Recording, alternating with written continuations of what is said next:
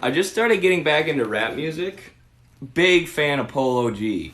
Polo G is the best rapper out there right now, I think. Play something communist. I converted you? Thank you. Heart of Gold is kind of communist because you need a heart of gold to be a communist. Thank you for the sticker.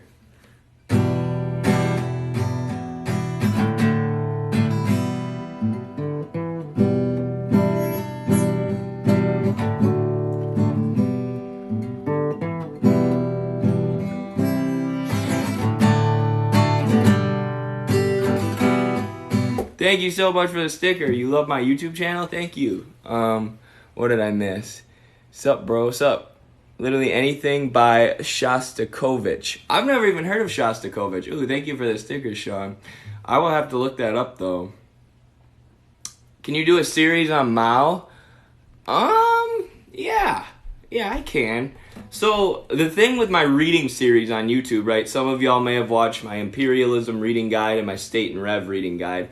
Those take forever and a lot of mental effort for, like, I could make videos responding to Fox News or PragerU and CNN, and it'd be semi-educational and do real well. Or I could do those reading guides, which make me feel real great. People tell me, I learned a lot from your reading guide. It means a ton. But it's so hard. It takes me like 6 hours because I have to summarize the chapter, right? So I have to figure out every single argument that whoever's writing is making. It's been Lenin recently. And I have to summarize that, and I have to put it within historical context, and I have to explain it to you on camera without stuttering too much. It's really difficult. It takes a long time to make. And right now, I'm reading, I always read a history book alongside a theory book.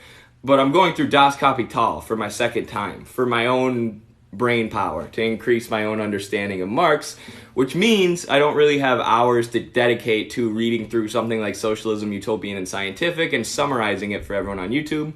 But I'm going to get around to it soon. I'm finding it, once I finish chapter 3 of Capital, I read really slow when it comes to Capital, but once I get through chapter 3 with full comprehension, then maybe I'll pick up one of the smaller books. Maybe, and I started on this tangent with a question about Mao, and then maybe I can do one of Mao's books, probably On Contradiction, but we'll see. On Contradiction is my favorite Mao book. How do you justify collectivism? I don't know. It's not that hard to defend public libraries. They're cool. What do you consider collectivism? Like giving a homeless person some change? Is that collectivism because you're not being selfish? I think that's a good thing to do. Rate the Biden presidency so far. Well, that's hard because the presidents aren't really different, right? They are in very minuscule ways when it comes to domestic issues, or especially like cultural values, which is, part of the reason I voted for Biden, because I don't feel like it's good to have a president like Trump saying blatantly insightful and racist things. But let's not act like Biden hasn't threatened Nicaragua, continued sanctions against Venezuela, launched missile strikes at Iranian militias in Syria. What else has he done? Did I say threatened Nicaragua, continued sanction campaign against Venezuela, continued the Cold War policy against China, recognized Juan Guaido as the legal president of Venezuela. He's continued to keep Cuba labeled as a terrorist state and continued the economic warfare against Cuba. We know and continued the drone campaign against Africa. We know at this point when it comes to foreign policy, there's very, very little to no difference between the Republican and Democratic Party. But then when it comes to domestic issues, I don't think he's doing as bad as I thought he was going to do. I got the stimulus under Biden. Right? I got that stimulus and I used it to get a computer that I needed because I didn't have a computer that worked, which is something you need in the modern world, I think, especially if you make YouTube videos. But that's just a side note what I spent on. I didn't get the 2 stimuluses under Trump because of my age, right? Because I was in my 20s just leaving college, so they said you're a dependent on your parent, even though I live by myself, pay my own rent, pay my own food, pay my own bills, blah, blah, blah. And I did get it under Biden because I got rid of that rule, right? That's not just Joe Biden, but it's like one of those minuscule things that literally improve the material conditions for some of the working class, aka me. And then they're looking to pass the PRO Act, which would be great, right? That's the main thing we want to push for under Biden, I think. And that's the main reason I voted for him, because the unions all endorsed Biden, including some of them during the primary, So without the unions, Biden would not have been elected. Probably not against Trump, and probably not even against Bernie. Sadly enough, the unions should be supporting a socialist candidate, but that's, neither here nor that's a whole different topic. And you can check out our podcast about union organizing called Chapter 10 on Midwestern Marx. Oh, thank you for the sticker. But if they pass the PRO Act, that would be huge for organized labor, So Biden's, I will say, atrocious, as I expected him to be. But I don't regret settling for Biden. I don't regret voting for him, I must say. So, who's got more questions? Why are you up so early? I wake up at 6:30 every day with no alarm, unless some days I have to work at 4 a.m. And yeah, I just feel more productive in the morning. And then I start to wither out at night and I have to go work tonight. And usually by the time I go work, I'm exhausted. And I have to leave. I have a wrestling tournament tomorrow, by the way, y'all. Oh, I forgot to tell everyone. I'll have to make a video explaining where you can go watch me. But yep, I'm down to weight almost. That's why I've been looking so skinny. I'm ready to wrestle. I'm meeting you one day, bro. I hope so. I hope I can meet you all. What's your favorite chord? A minor. It's dark like my soul.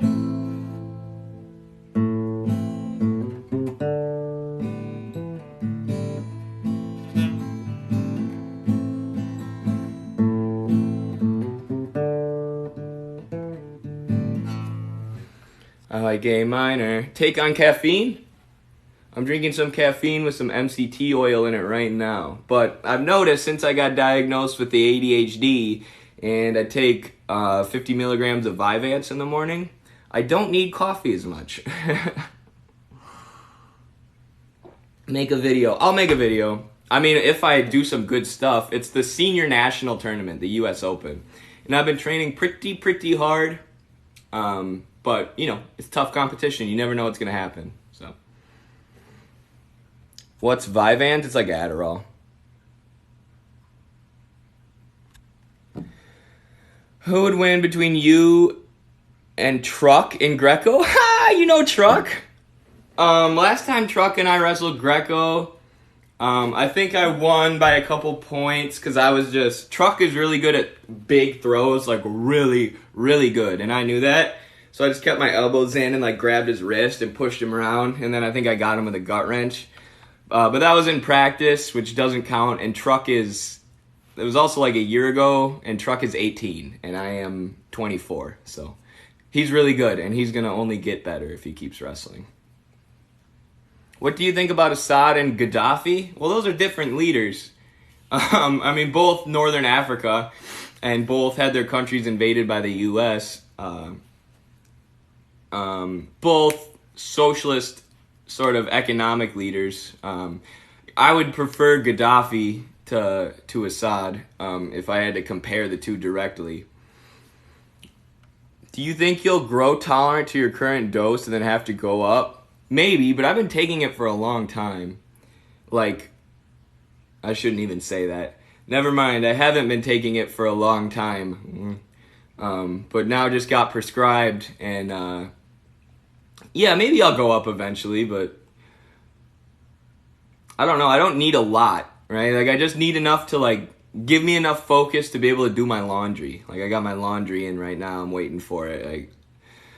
I'm all about working really hard, and I always work hard at everything I do. But when you have ADD, it's just so impossible to do stuff like laundry or cleaning and stuff that you don't want to do. And now I don't feel like it's impossible, at least in the morning after I take Adderall. So I can pound out all my stuff, or I can just, and I don't need the Adderall.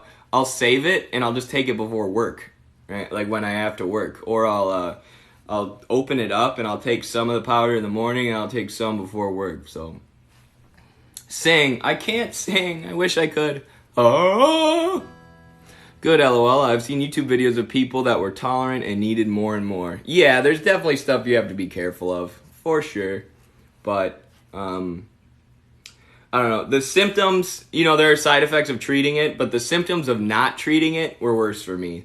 I was getting I wasn't in a bad state mentally. I'm never in a bad state mentally. I'm always doing all right, and I can always like present myself like I'm doing great. But the ADD was getting in the way of my work life. I was really struggling to keep up at work, and it was really, really stressing me out having to get hollered at by managers. So what I feel like I don't think people should take ADHD medication. What I think it does is it makes people whose brains aren't well suited for capitalism and constant bureaucracy and jumping through hoops and doing what your manager tells you. People whose brains literally can't handle that, ADHD medicine will allow you to it'll help you do that. So if we didn't have capitalism, I don't know that I would need ADHD medication. But Marcus Moore and Comrade JP are in here, or just JP. I have ADHD too. I take on so many projects at work and end up working 16-hour days. Yeah, I have a hard time saying no to people. I feel that. Are you proud of your government? No. Not even a little. Whoa. How could you even say that? Eddie, you gotta arm wrestle JP. Alright. Let's do it. About to take my Addy now. Heck yeah, Sean. Take your meds, gotta do it. Che Guevara officials in here. JP doesn't want to arm wrestle. I'm not even that strong. Like, I guarantee JP probably has higher max outs than me. In wrestling, they have a very offensive name for it. For when you're really, really strong, like when you grab someone, but you're not strong lifting weight-wise. Me and my brother came up with some name that was... Because wrestlers call it the R-word strength. And then me and Medicated Gang, me and my brother came up with some name for when someone's really strong, like grabbing you but not weightlifting strong, to replace the offensive name. But now I'm drawing a blank. But Ben Askren is the epitome of that. When that dude, at least in his prime, when he grabbed you, he felt like a piece of iron, but he looks like someone's dad. Do you think you're on some CIA NSA watch list? I'm sure. But like the video I just made about Pinochet's Chile, like I'm so lucky that I can even say the stuff I say on the internet without being hunted down and killed. Thank you for the stickers. Thoughts on leftists wearing / flying the American flag? Oh, thanks for the stickers again. I don't think it's the worst thing. I don't think it's a bad thing. It's hard. I used to be all for it, but I don't know. America's government is so gross. Like I just hate them so much. But, you could argue that the American flag represents, unity and coming together to build socialism, but that's not really what it represents at this point. I don't know.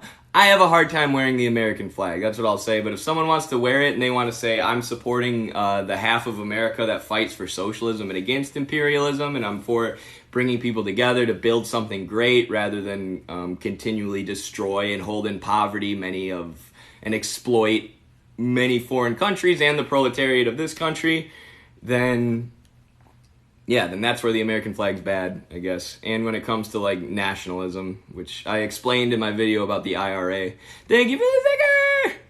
How many Ben Shapiros could you take in a fight? At least 5 at the same time. What are your thoughts on the Taliban peace deal in Afghanistan? I did not see it, but I would be interested in seeing that. I'm wondering... I follow Afghanistan pretty closely, but I'm not sure who the main groups that if the U.S. were to just leave today would be set to seize power are. And I don't think the U.S. is going to leave. I think the U.S. is always going to have a presence there. I think it'll be more covert.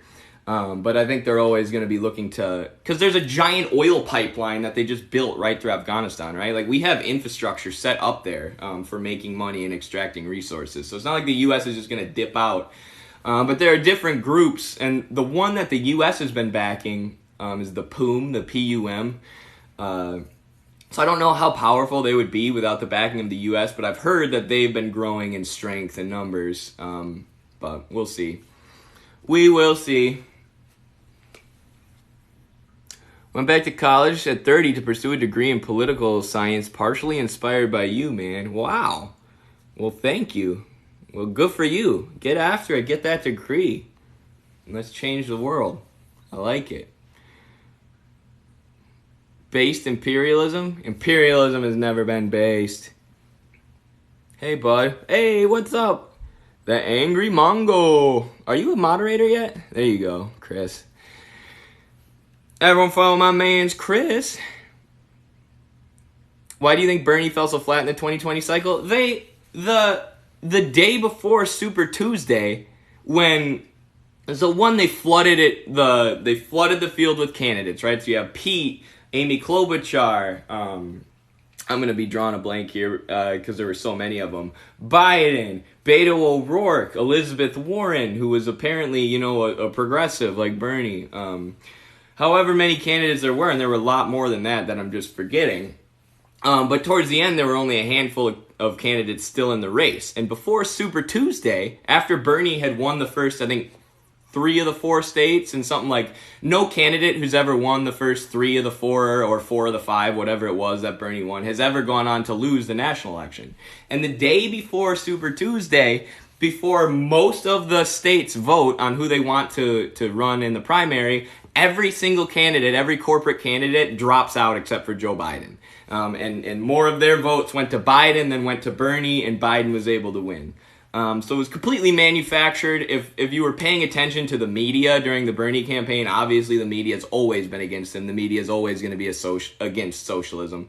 But on a ridiculous level, and he still managed to almost win. But yeah, it was manufactured. Biden's presidency by the Democratic Party, as it was in 2016, Hillary's presidency. The only difference was Biden won the general, so people were making less of a stink about it now. I had something else I was going to say about that, but I can't remember. Why did the Sino-Soviet split happen? A lot of reasons, but one was Khrushchev's secret speech. They thought he was like a traitor to the working class and to Stalin, and if it's hard to explain to people without them just thinking like, we always think we're not brainwashed, right? In the country you live in, I'm not brainwashed, at least in the U.S. The other countries are brainwashed, right? China brainwashes their people, not the U.S. But if you were to grow up living in China, you would look back on Stalin, kind of how the U.S. looks at Winston Churchill, right? You grow up like, oh, this was a great ally. He fought against Hitler and the Nazis, and he was a great leader of the UK and an ally to the US. Well, China talks that way about Stalin, like, oh, he defeated the Hitler and the Nazis, he made all these great decisions, he was the first to try and build socialism. And like, if you were to grow up in different parts of the world, you would just have entirely different perspectives, or an entirely different perspective for how you see the world. I don't know what made me go off on that tangent. But yeah, the Sino-Soviet split. Khrushchev gave that secret speech, like, oh, Stalin was a traitor and a tyrant, blah, blah, blah. Got super involved around the world, was anti-cultural revolution. And China said they're no longer building socialism, they're revisionist, and then the USSR collapsed. And then China had Deng Xiaoping, who kind of moved towards the direction of Khrushchev and the late Soviet Union that gave us modern China. But Xi Jinping has kind of brought back Mao and said, no, we need to get back on this path of Marxism. Very, very, very, very interesting stuff there with the Sino-Soviet split. Oh, thank you for the sticker. What I don't... Eddie, take your meds, LOL. I do. What I don't like about the Sino-Soviet split is how it divides so many of us around the world. But, obviously I see it in the U.S., where you have... these parties in the U.S. who broke over the Sino-Soviet split. And it's like, I understand we need a clear goal of like what we're trying to build in the U.S., but we can't have, our communist and socialist parties are small enough already. We can't be dividing ourselves over some fight that happened between China and the Soviet Union. We have to look to build socialism here at home and study those countries, of course, learn from them, learn why the Sino-Soviet split happened. But the Shining Path did more good than bad. No, they didn't. Listen, I understand y'all like Gonzalo's thought and how he synthesized Marxism, Leninism, Maoism. But speak to my buddy Sebastian, and I'm not saying he speaks for all of Peru, but this is a sentiment felt by many in Peru, as they're trying to push for Marxism, as they're trying to push for socialism, the main thing they have to do is say, like, we're not like the Shining Path. We're not literally terrorists who murder people. So, like, I get you like their theory, but they have set the left back in Peru because of their violent actions towards the working masses. And that's not something I'm ever going to support just because they have good theory.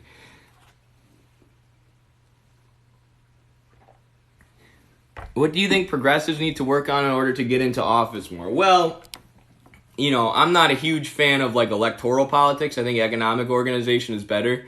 But I do think that you should fight the political battles, and what people have to do is understand the material conditions of where they live. So I'm always saying you need to understand the material conditions of, like, the U.S., and leaders like Evo Morales understood the material conditions of Bolivia, Hugo Chavez, and Venezuela.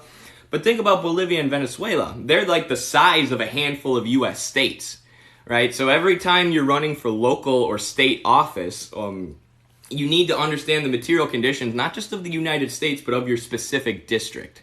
So if you read Bernie's book about how he became an avowed socialist who won, who was the governor and then congressman for a red state, Vermont, he talked to the unions. He talked to the people. He didn't try and pitch them on whatever the hot button national issues were, right? Except for, like, Medicare for all. He didn't go to them and say, hey, are you super concerned about, I don't know, what's a hot button issue right now? Are you super concerned about what Mitch McConnell's doing or whatever else? And people in Vermont, they're going to be like, no. Like 50% of people in this country almost don't vote because they have no idea what's going on in the political sphere that a lot of us are obsessed with. What Bernie did was he went to the unions. He went to the regular people. He created all these coalitions with activist groups in Vermont, in his voting district, and he said, what do you want? What do you want done? And then he did it, right? If people said, we want a public park here, he fought tooth and nail against the powers that be to get that public park built. And that's how he kept getting elected over and over and over and over again, because he turned all these people who didn't even consider themselves politically active to his side just by being someone in the political system who was going to fight for their interests and who was going to gain a few of their interests. So understand the material conditions of your area and form coalitions with local groups. Eddie Bay, why are you ignoring your future wife? Oh, I'm sorry, Angie. I'm going off too hard. I can't read the chat right now. Thoughts on Gaddafi? Pretty good. The Vanguard. Oh, who's in here at the Vanguard account? Is that Marcus? Yo, it's Marcus. It is. Oh, sorry, Angie. I missed your chat again. What'd you say? Oh, you said why. Never mind. That was the old chat that I was looking at. You fight, I wrestle. What's your stance on market socialism? I think markets can be existent within a socialist society in some ways, but I don't agree with like market socialism. Like, let's just make every single business a worker-owned co-op and then that's it, right? Because that leaves the market system in place, which is an irrational system, especially when it comes to production and distribution of goods. And the market system would leave the commodity form in place, and it wouldn't do anything about the division of labor or the, well, I guess maybe a worker-owned co-op could do stuff to ameliorate the division of labor and the division between mental and physical labor. But ultimately, the main thing is the major industries and banks, especially, would need to be nationalized. Would need to be taken control of by the state. You wouldn't just be able to turn a bank into a worker-owned co-op, right? You would need it controlled by the workers and the Workers' Party. Ooh, are you authoritarian? What does that mean? I boss people around? I show them who's boss? Actually, if you knew me in real life, I'm like the least authoritarian person ever. I'm like passive. Is North Korea socialist? North Korea follows an ideology called Juche, created in part by Kim Il-sung, who led a revolutionary war against the Japanese and then fought against the U.S. in the Korean War. And it's essentially socialism combined with Korean nationalism. We want independence, we want an independent Korea on the peninsula, and we want a socialist economic system. So that is Juche. Body fat percentage? I don't know. And it depends. Like, I have to make weight tomorrow. So tomorrow my body fat percentage is going to be like under probably like 8%, maybe, depending on where you pinch. But like then next week when win this wrestling tournament and drink a bunch of beer with my buddies and smack a bunch of pizza, then I'm probably going to have a much higher body fat percentage. And that's okay. Be safe, my man, of course. How come Scandinavian countries have private insurance? They have supplemental care. They have supplemental private insurance. So this is like the Medicare for all bill. So like you can buy, like everyone's basic needs are guaranteed, right? If you break your arm, you go in and you're covered. If you get the flu or whatever, you go in, you're covered. If you need a vaccine, you go in and you're covered. But then if you need a nose job, you can buy supplemental private insurance that'll pay for your nose job or your plastic surgery. Actually, the country with the most, with universal health care, oh, thank you for the sticker. I don't even know if they have universal health care, but the socialist country considered socialist with the most private insurance companies is probably China. So yeah. Thoughts on Angela Davis, and which book should I read first? What Angela Davis book should you read first? Probably Gender, Race, and Class, but just watch anything or listen to anything by Angela Davis. She's full of wisdom. I've taught classes about Angela Davis's thought in the U.S. It was for a bunch of socialist night school events we were putting together for Black History Month. If you have a chance if you're still in academia or still in school, try and organize. We had a labor club and we would lead socialist night schools. So we would have events where we just taught people socialist history. And what it did was helped us educate people and do praxis, but it also helped us educate ourselves because I had to teach classes on the Harlem Renaissance and Angela Davis and all these great figures in American history. It was great. We have both private government and healthcare here in Australia, too. Oh, that's right. I think Tulsi Gabbard was pushing for the Australia model.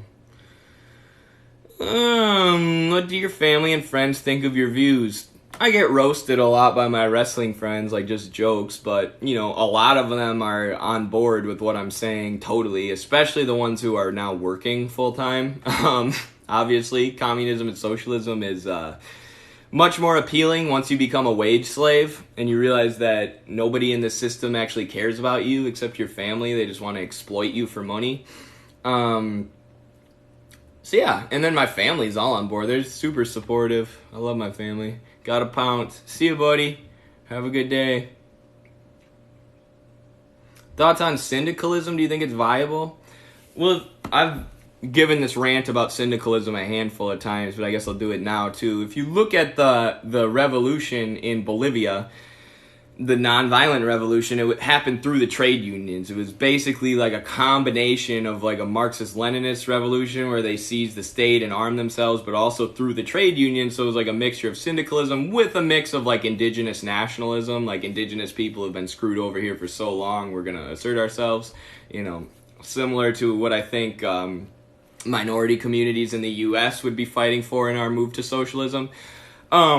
But that doesn't mean like I'm an anarcho-syndicalist, right? People lock themselves into these ideologies and these labels. They're like, I'm a syndicalist. I am this. I am that. That is the only kind of revolution or only kind of move towards socialism I ever want to see. And it's like, well, we need to be a little more pragmatic than that, in the 21st century. We need to combine the best ideas of syndicalism, the best ideas of Leninism, the best ideas of Maoism, in my opinion. Thank you for the sticker, which is what Marxists try and do. But then a lot of them fall into this dogmatism, right? Of like, oh, I hate Vietnam because they're not currently carrying out a cultural revolution. It's like, well, they're trying to build a system that puts people over profit in a global system dominated by the Western colonial powers who will murder as many people as they need in order to increase their profits a couple cents. So, yeah, it's a tough situation for trying to build socialism out here. Thank you for the sticker! Whoa, big sticker. Big old garden of flowers.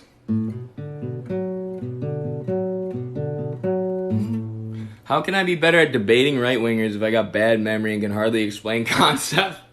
I don't know. Maybe don't waste your time talking to lame right-wingers. Eddie's friend is going to be a politician. Oh yeah, my buddy's running for office. Matt M. Connolly. You can follow him here on TikTok. and I'll be heavily involved with his campaign, of course.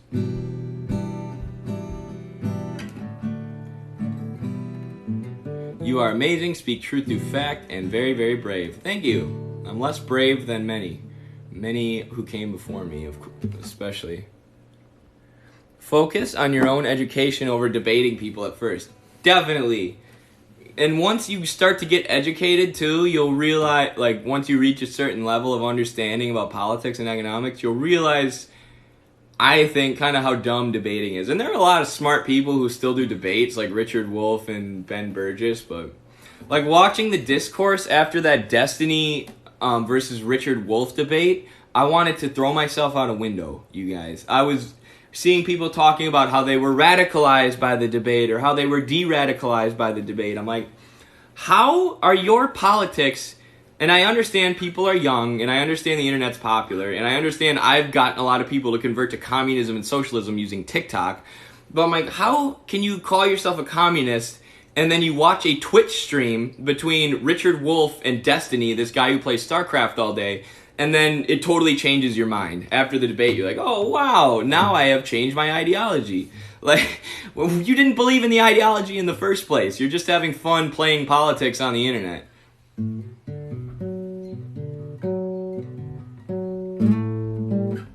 How do we educate people and bring them to the left then? Talk to them. Were you the one who said the thing about debating right-wingers? Talk. Listen. Educate. Don't debate. Right? Debates are these things where it's like, you know, I did the one with Benjamin Politics. Oh, thanks for the sticker. And by the way, it's one of my most viewed videos. And if I would have debated Vosh, someone told me the other day I was obsessed with Vosh. I'm like, I've only made a handful of videos about Vosh, and they blew my follower count and view count up. And he invited me on his show. I could have gone if I cared about followers, but it's just gonna. Everyone watching the debate for the most part is gonna go in already deciding who they think is winning. You know, who they like, and then they're gonna agree with them. It's confirmation bias. And then if you're trying to debate, if you're trying to win, you know, the goal is winning. So the goal for me when I'm debating Ben is to make better points than him to prove that he's stupid, rather than to find the truth, right? To have a conversation and engage in the dialectic and find the truth in both your arguments, or you know, find that one person's argument is nonsense. But like Ben and I aren't ever going to have a conversation, right? He's never going to listen to what I say and potentially change his mind. It's always going to be a knockdown, drag-out debate, which I feel like doesn't really teach anyone that much. Will you ever read Gulag Archipelago? My buddy wanted to do something. He was like, I should read Gulag Archipelago, and then we should do a YouTube video about it where you guys have to like defend the Soviet Union while I talk about gulags. And I liked this friend. It was kind of an interesting idea, but I shot it down because I was like, I'm not going to defend gulags. I was like, no socialist in modern day ever wants to see gulags again, right? My argument isn't that gulags are good. My argument isn't that the Soviet Union was perfect. My argument is that they brought people out of poverty and attempted to build socialism, the first ever attempt. And the United States, a capitalist country, currently has 24% of the world's prison population here, and we do prison labor for under $1 an hour, much under the minimum wage. So if you're going to say that prison labor camps are a product of socialism, that's just an ahistorical take, and you're not paying attention to modern politics, right? The most people locked in cages are here in the capitalist country where we've been carrying out this war on drugs and been feeding the prison industrial complex. But I would read Gulag Archipelago. Nobody wants gulags, but Gulag Archipelago was written by a violent anti-Semite, and it was intended as fiction. Well, there you go. So no, I will not be reading Gulag Archipelago. I was gonna think about it if it was a good book, but I should have figured something so anti-communist was just written by a goofball.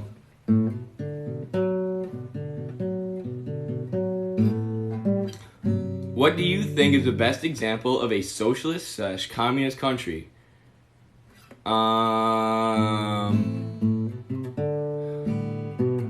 A lot of people point to Cuba, which I think is unfair. Well, see, that's hard because you got to go through history.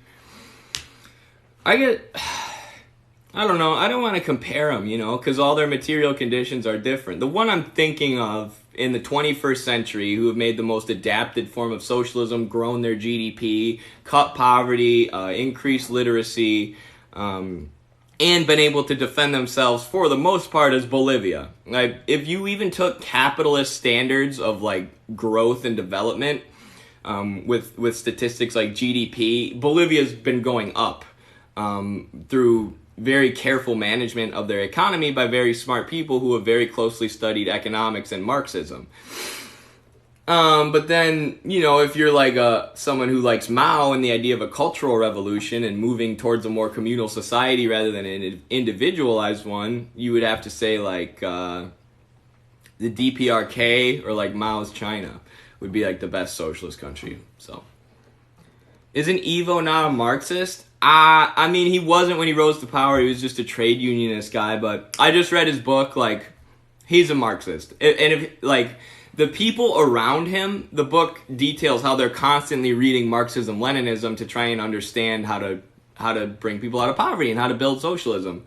So he started as a trade unionist and a populist and an indigenous advocate because he's indigenous, and of course the indigenous people have long been exploited and oppressed in Bolivia. But I think it'd be fair to call it Marxism. It would be fair to call it Marxism. I'm confident in saying that. How do you think communism will arise in the USA? Woo, good question. Probably pretty much every Marxist thinker of all time who has tried to predict how socialism and communism will come about or when it will come about has been wrong, and it's come about a different way.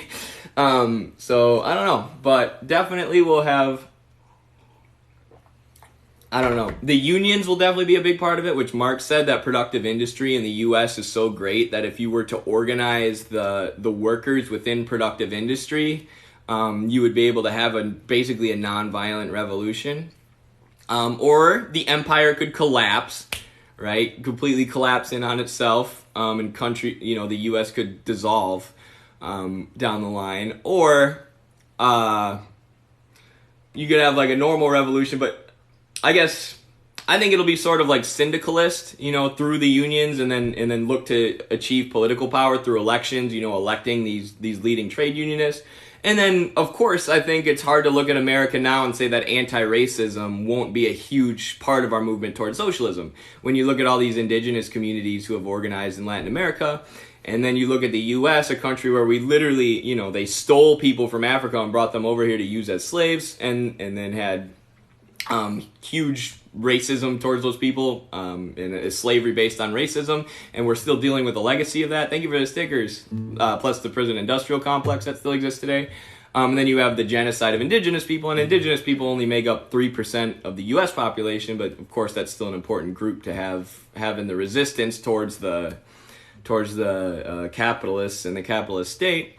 So yeah, I think it'll take many forms, the revolution in the U.S., but we need to start building. Our level of class struggle right now is so low. Like, the reason the U.S. is the richest country in the world, and you still have people who look at the European and Scandinavian countries, and they're like, why can't we just have that?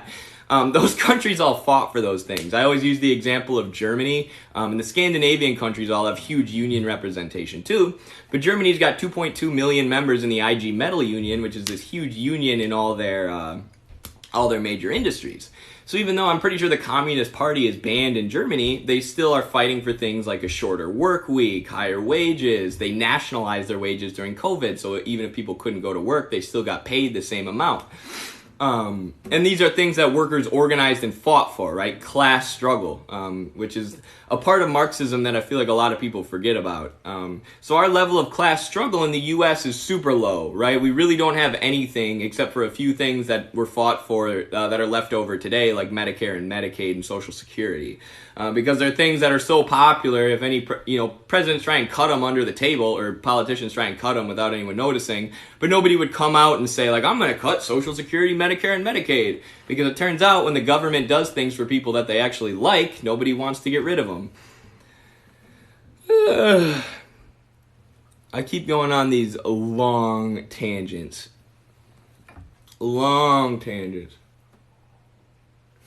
Can you do the political compass test? I guess.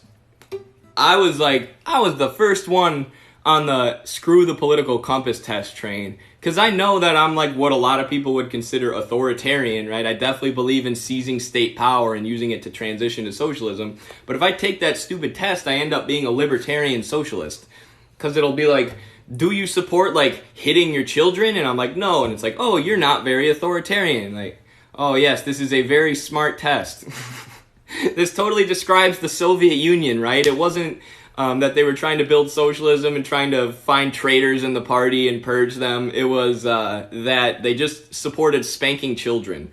So that's why Stalin had to do the purges. Like, the political compass test is silly. It's garbage.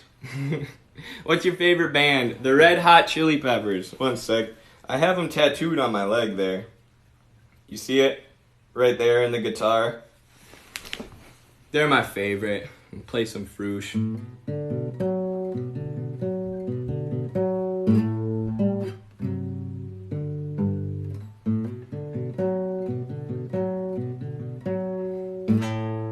Favorite Red Hot Chili Peppers album? Stadium Arcadium for nostalgia, but Blood Sugar Sex Magic as far as what I think is the best album. But I like them all, even the one without Frusciante, and I'm a huge Frusciante fan. I thought they did a good job. Getaway. I thought Goodbye Angels was an amazing song. There are a couple other good songs on that album. I haven't listened to the Chili Peppers albums all the way through in a minute, but I'll just flip Stadium Arcadium on all the time, and it always hits me.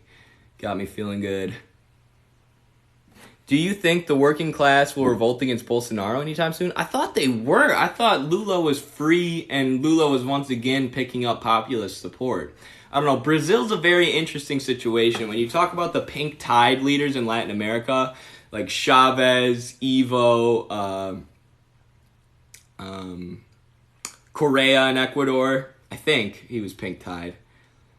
I'm not sure, but like Lula is a little bit different. Like, Lula hasn't always gotten along with Chavez and Evo. They've had lots of clashes. There's Brazil's a bigger country, and there's things Lula has to do in Brazil as far as working together with the capitalists and the bankers that don't necessarily need to be done in these other countries like Bolivia. So he hasn't always been in there with them, but it looks like he has a big populist support still. So I would hope that Lula could eventually take power over Bolsonaro, but we'll see. I don't follow the situation as closely as, say, I follow Venezuela or Bolivia. So, opinions on agorism? I read the Agorist Manifesto, and it was, I think that's what it was. It was called the New Libertarian Manifesto, and I think they were arguing for agorism. It was the most ridiculous thing I'd ever read in my life. That's hyperbole, because it was written by an intelligent person, like an academic, but the whole argument was that the political class is the real ruling class, not the capitalist class, right? So like Pelosi and Schumer and AOC are pulling all the strings, and it's not the capitalists who control Pelosi and Schumer. It's like, no, the state and the political class is controlled by the capitalist class, not the other way around. Maybe that was a bad description of agorism. Wasn't Lula corrupt? I don't know. There are lots of accusations against corruption against these Latin American leaders, because sometimes it's just like they got to do what they got to do. Like, you know, Evo's accused of being like an international drug trafficker because he grew through the coca growers union. And it's like, Bolivia doesn't have a cocaine problem, right? They just grow coca and they use it to make shampoo and soap, and then they sell it on the world market. And then it gets refined into cocaine in capitalist countries, and then, you know, the US and the UK, our citizens love to snort cocaine. So it's like, how is that Bolivia's fault? I don't know with Lula. There may be corruption there too. Real talk, why is Pelosi still here? Real talk, good question. Go away, Pelosi.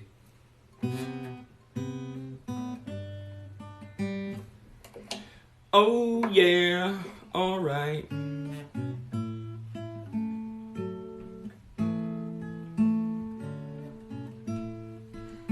What's your opinion on the innovation that Game Freak did for Sword and Shield? What does that mean?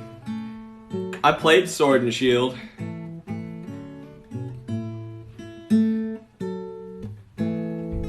You play the guitar. I do play the guitar. Have you heard of the island that got bombed when Angela Davis was there? I have not. Fast car, yup. Lula was set up. Was he? You would know more than me, actually.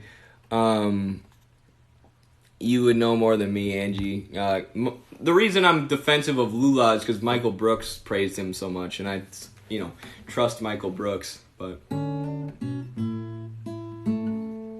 play Bandit by Juice WRLD. I can't play any Juice WRLD songs. I'm learning this Polo G song. Ugh.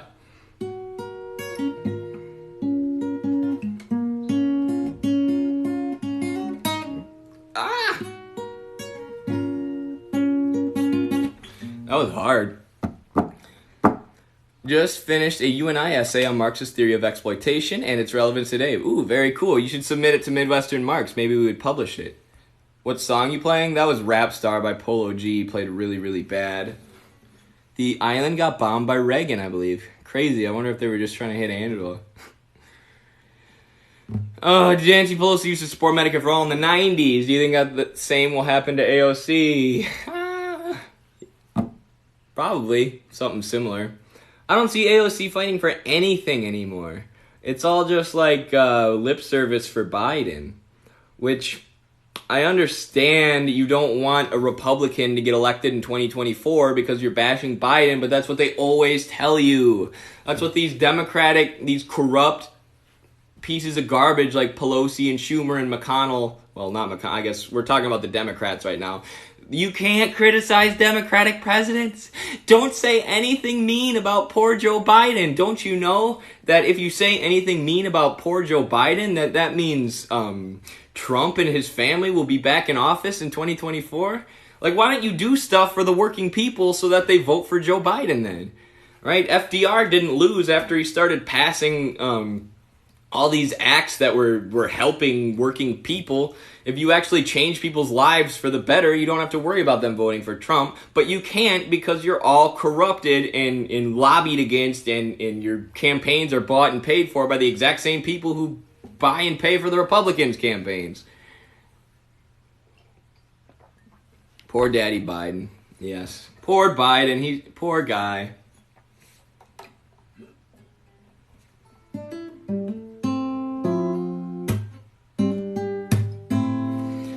What's going on with Peru's elections? They have a Marxist who is looking to win office from the working class, but he has some socially conservative views, so there's a big debate amongst Marxists over who they should support. And some people, I've just recently encountered some people who still support Marxism, Leninism, Maoism, and the Shining Path in Peru, which was like an MLM party. So they think this guy is a dingist. They think he's a reformist, so like not a true Marxist, and they don't want to support him, but poop to that. I'll support any Marxist who's a real Marxist. Thoughts on the Sugandhi's Revolution of 1969? one of the best revolutions in history.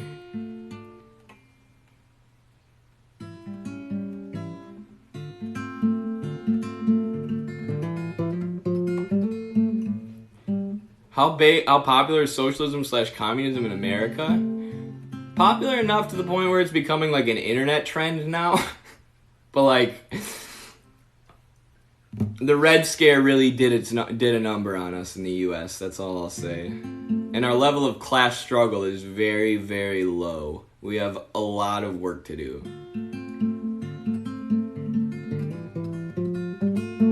Have you done much research into the Paris Commune of 1871? Yes.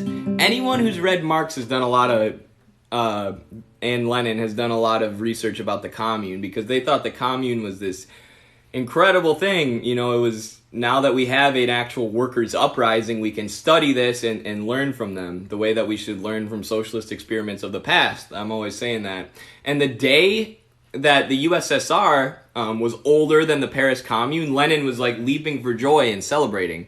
That was how much the commune meant to him and Marx, was they thought it was this amazing workers' uprising, the first attempt to build socialism, and had so much to teach. And Lenin was very, very proud when the Soviet uprising made it longer than the Paris Commune.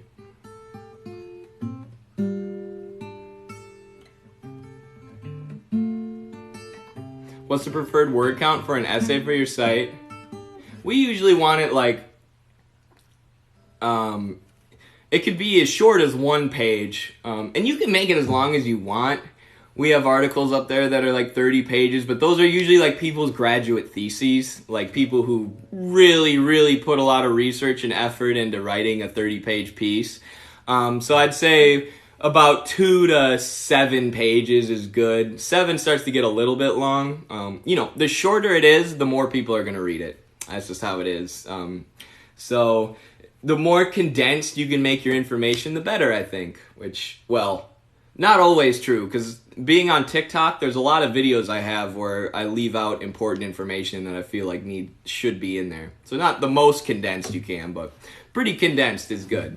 Easy to read, too, is what we're looking for.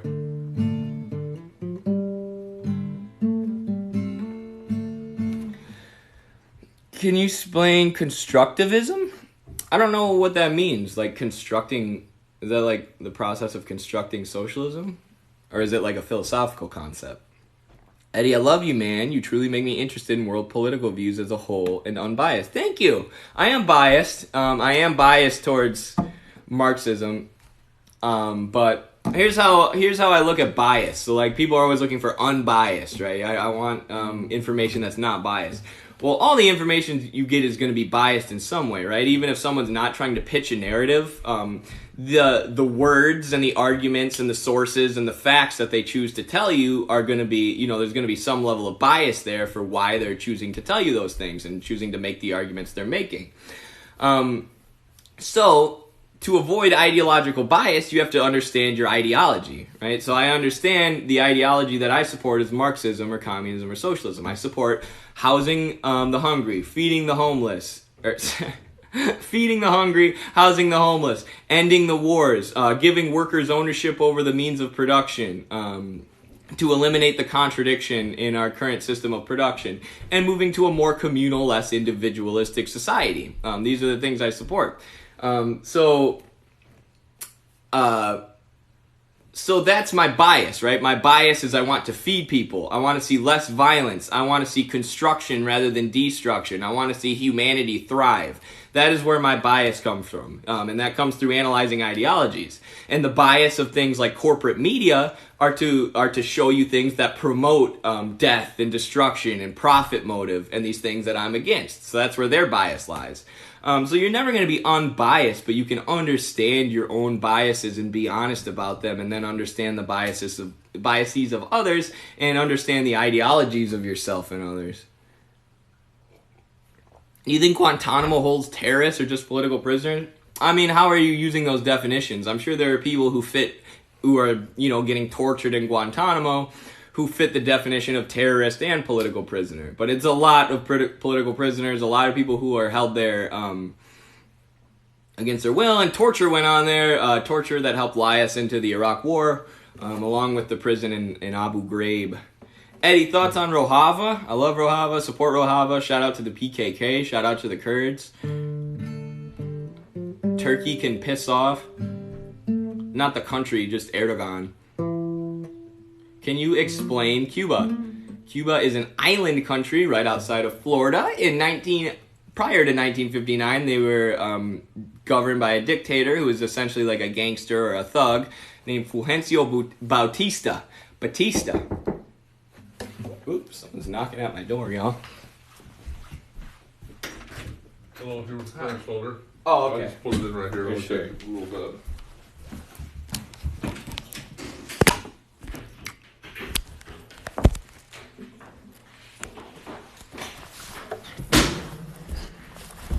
Alright, there you go. That's it? All right. I've done enough of them. It's really quick. All right, thank you. You bet. You have a nice day. You too. Thanks. Well, there you go, y'all. I just got an air filter installed. That was quick. I thought I was going to have to go to my room. It's the CIA. CIA, open up. You better turn off that live stream right now. I heard you talk about socialism in there. That is pretty funny. I've never had that happen. By the way, Erdogan is pronounced Erdogan. I thought I said it right. Did I say Erdogan? Whoops. I do like the books Aragon much more than I like Erdogan.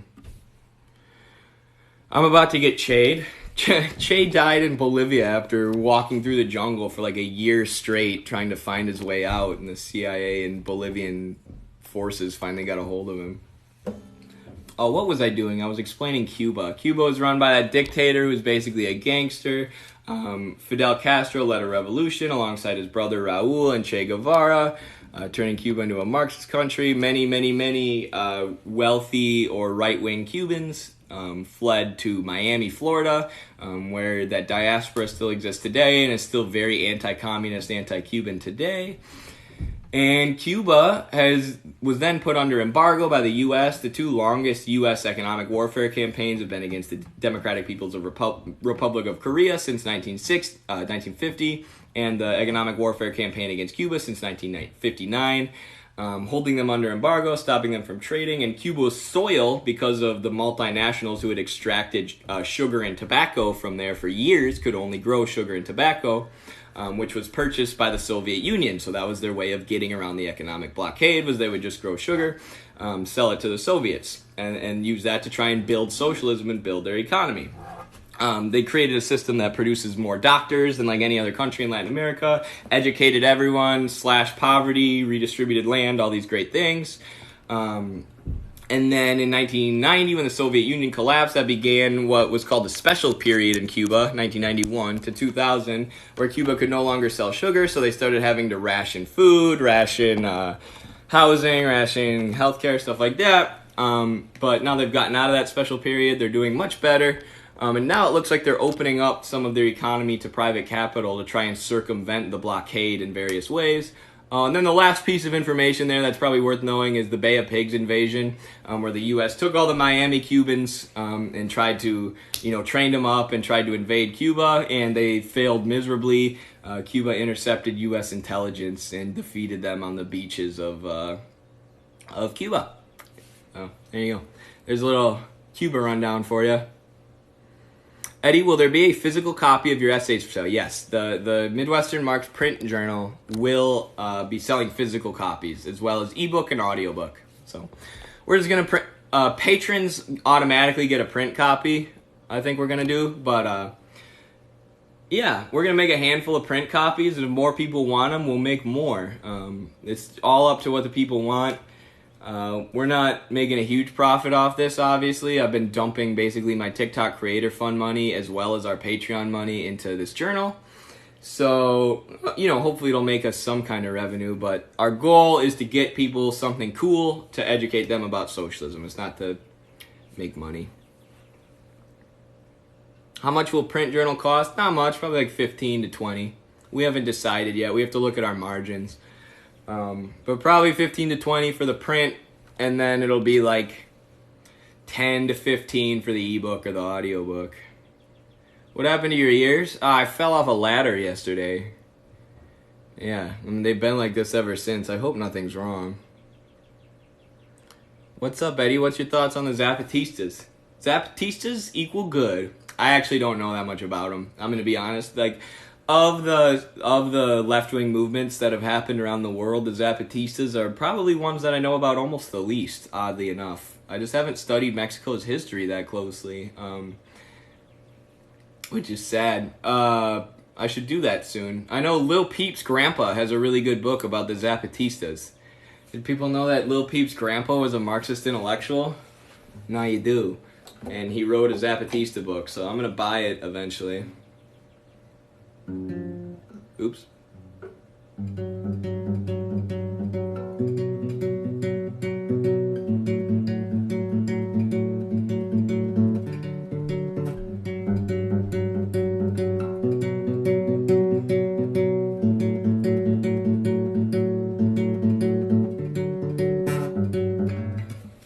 That was a Lil Peep song. Star shopping. I need to, that again, what about Lil Peep? Lil Peep's grandfather was a Marxist intellectual who wrote a full book about the Zapatistas. However, I've heard that you'll be disappointed if you look up Lil Peep's grandpa now, because he's basically a liberal. So, sad day, Who's got better ears, you or Vosh? I mean, come on, is that even a question? My ears would crush Vosh. Alright, y'all, I don't even know what time it is. I've been on live for like an hour 15. I'll probably put this one on YouTube. This was a fun live. We talked about a lot of educational stuff. But I better go. I'm going to make a YouTube video, then I'm going to wrestle, then I'm going to go to work, then I'm going to go to this wrestling tournament. I'll try and make a video letting you guys know where... I've been trying to stop using gendered language because people have been getting on me for it. Thank you for the sticker. I will let y'all know how you can watch me wrestling. It will be in Coralville, Iowa, if anyone's in the area. I don't know what kind of restrictions they have on spectators for COVID. But yeah, that's where I'll be, wrestling some Greco-Roman the next few days. So if I'm not posting a lot of videos, that'd be why. Alright, thanks for hanging out with me, everyone. Have a great day. The Clash guys were so informed about Empire and Working Class. Yes, The Clash has a whole album that's like just about socialism. Yeah. Alright, see ya.